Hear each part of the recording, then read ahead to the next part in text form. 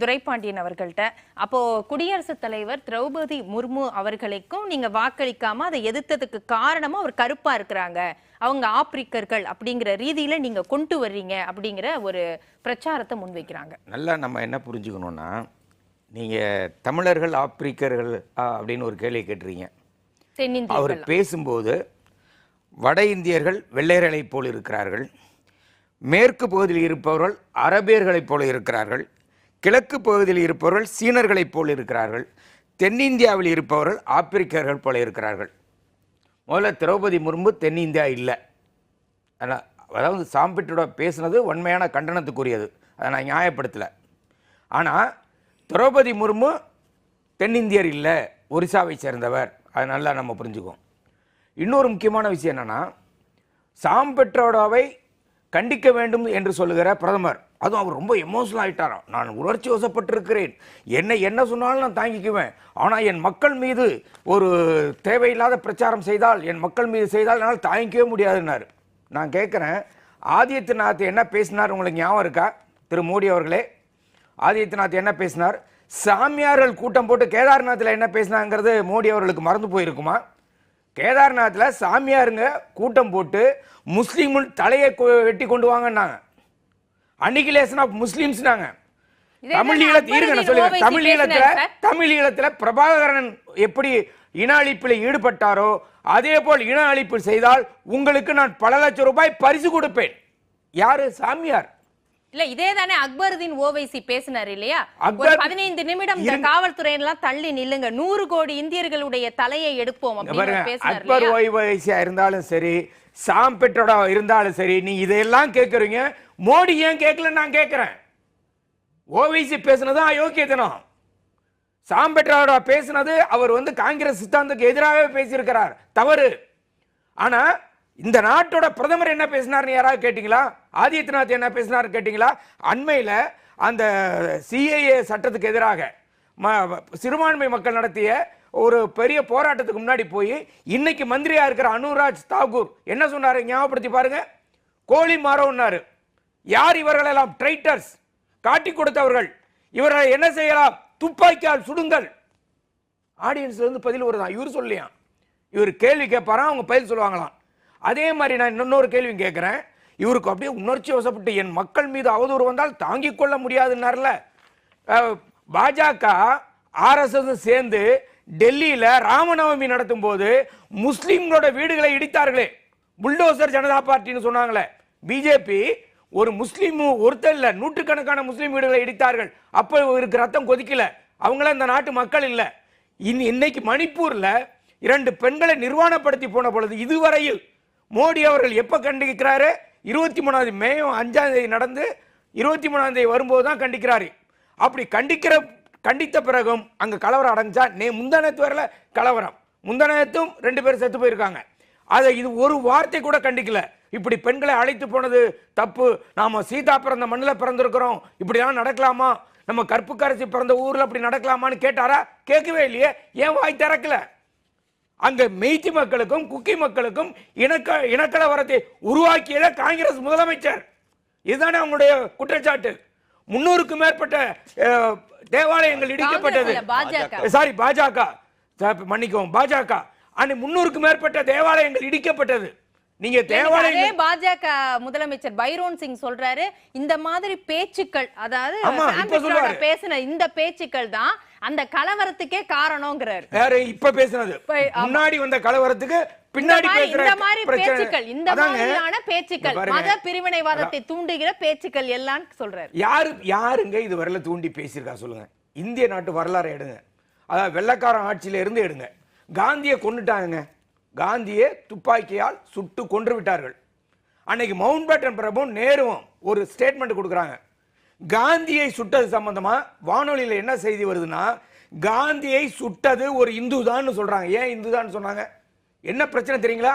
காந்தியை சுட்டது இல்ல பிரச்சனை, காந்தியை சுட்டவன் ஒரு முஸ்லிம் என்று இவர்கள் ஒரு பொய் செய்தியை பரப்பி கொண்டிருந்த காரணத்தினால் அன்னைக்கு நேருவும் மவுண்ட் பேட்டன் பிரபுவும் வானொலியில ஒரு அறிவிப்பு செய்யறாங்க, காந்தியை கொன்றது சுட்டது ஒரு இந்து தான் என்று திருப்பி சொல்றாங்க. ஏன்?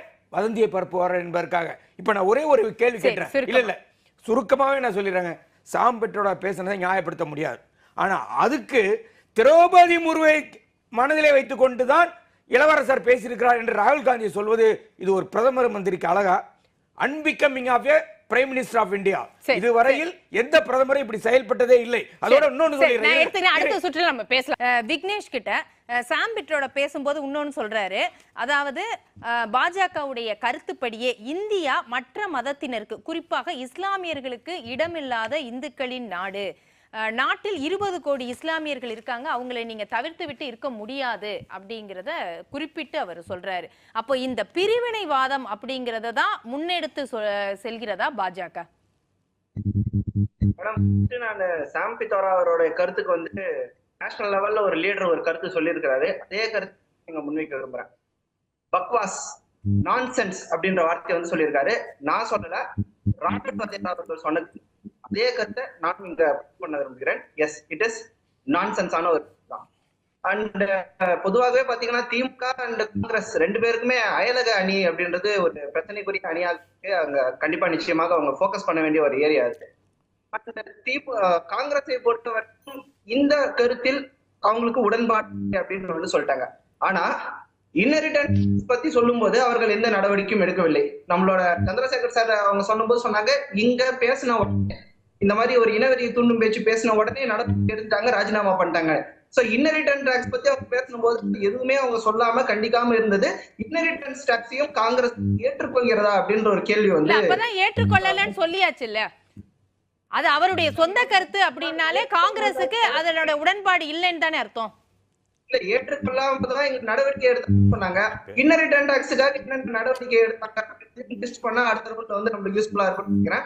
And coming to your question, இந்த பிரிவினைவாதம் அப்படின்றது வந்து பிஜேபி இதுவரை என்றுமே பேசியதில்லை. சொல்ல போனா இருக்கிறதுலே இன்க்ளூசிவான ஒரு கேபினெட் வந்து நரேந்திர மோடி அவர்களுடைய கேபினெட். அதிகப்படியான பட்டியலின மக்கள், பிற்படுத்தப்பட்ட மக்கள் இருக்கிற ஒரு கேபினெட்டாக நரேந்திர மோடி கேபினெட்டா இருக்கு. இங்கதான் உண்மையான டைவர்சிட்டி கொண்டு வராங்க. ஆக்சுவலா சாம் பிட்ரோடா வந்து டைவர்சிட்டி பத்தி பேசணும் அப்படின்னு நினைச்சிருக்காரு போல. டைவர்சிட்டி இந்தியாவை பத்தி பேசணும்னா வேற வேற மொழி இருக்கு, வேற வேற உணவு பழக்கங்கள் இருக்கு, உடை, கலாச்சாரம், கம்சே கம் மதம், வேற மதம் இருந்தாலும் எல்லாருமே வந்து ஒன்னாதான் இருக்கலாம் அப்படின்னு வந்து கருத்து சொல்லியிருக்கலாம். ஆனா அவரோட தாட் ப்ராசஸ் எங்க போது பாருங்க.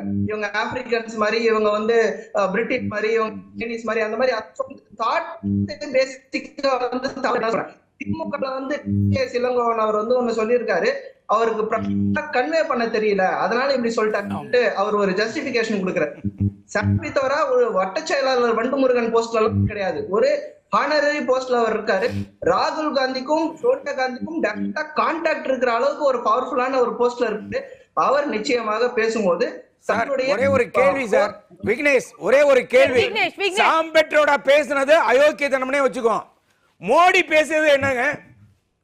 ஓ, முஸ்லிம் தாலியை பத்தி பேசினார், இந்து பெண்களோட தாலியை அறுத்து முஸ்லிம்கிட்ட கொடுத்துருவார் ராகுல் காந்தி பேசினாரு. அது என்ன பேச்சுங்க? இது அது பிரிவினை இல்லையா? அது பிரிவினைவாதம் இல்லையா? மத சிறுபான்மை மக்களை கொச்சைப்படுத்துறது இல்லையா? அரசியல் சட்டத்துக்கு எதிரான இல்லையா? அரசியல் சட்டத்துக்கு எதிரான பேச்சா இல்லையா சொல்லுங்க. அவர் மேற்கோள் வந்து ராகுல் காந்தி. அதோட இன்னொரு கேள்விக்கு சேர்த்து பதில் சொல்லுங்க.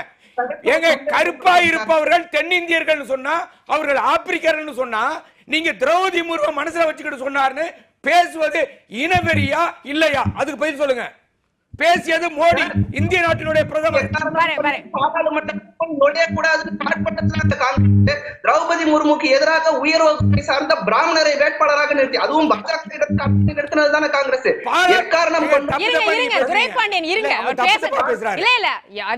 அது சொல்றது என்ன அப்படின்னா, பாஜக தரப்புல இருந்து நிறுத்தும் போது திரௌபதி முர்மு அவர்களை நிறுத்துறாங்க. ஆனா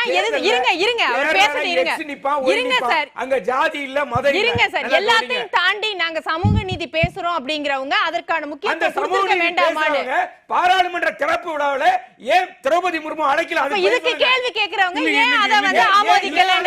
இல்ல, விக்னேஷ் பேசுங்க. இருங்க சார், அரசியல் சட்டம் என்பது இருங்க சார், துரைபாண்டியன் சார் இருங்க. இந்தியால நடக்குது. இருங்க விக்னேஷ் பேசுங்க. விக்னேஷ் பேசுங்க. முதல்ல திரௌபதி முர்மு அவர்கள் எக்காரணம் கொண்டும் பாராளுமன்ற அந்த ஜனாதிபதி பதவியிலேயோ அமர்ந்து விடக் கூடாது அப்படின்னு. இருங்க துரைபாண்டியன், இருங்க அவர் பேசிட்டு உங்களுக்கு நேரம் தரேன் இருங்க. KR நாராயணன் யாருங்க? தப்பா பேச்சு இருங்க அவர் பேசட்டும் இருங்க. பேசுங்க விக்னேஷ். அதாவது ஒரு தனிப்பட்ட கம்யூனிட்டியை சார்ந்த ஒரு பெண் ஜனாதிபதி ஆகிவிடக் கூட்டதுன்றதுக்காக எதிர்த்தரப்புல ஒரு பிராமணரை, உயர் வகுப்பை சார்ந்த பிராமணரை பாஜகவிடமிருந்து கடன் வாங்கி கொண்டு வந்து தான் காங்கிரசும் திமுகவும் இதர கூட்டணி கட்சிகளும். அதனால பேசப்படல. பாராளுமன்றத்தில் ஏன் விடவில்லை அப்படின்னு கேக்குறாங்க. சார் ஸ்ரீயா அந்த ஃபுட்டேஜஸ் பார்க்கலன்னு நினைக்கிறேன். பாராளுமன்றத்தில் செங்கோல் நுழைகிறது, திரௌபதி முர்மு அவர்கள் தலைமை நுழைகிறது, அதுக்கப்புறம் தான் மோடி அவர்களே வராங்க. அண்ட் மூணாவதா ராமர் கோயில் எல்லாம் உள்ள முடியுமான்னு கேட்டாங்க. உள்ள போய் பூஜை பண்ணி ஆரத்தி காமிச்சு கருவறைக்குள் நுழைந்து வந்தவர் தான் திரௌபதி முர்மு அவர். அதனால இவங்க வைக்கிற நரேட்டிவ் எல்லாமே எத்தனை போலியான நரேட்டிவ். விக்னேஷ் நான் வரேன் திரும்ப.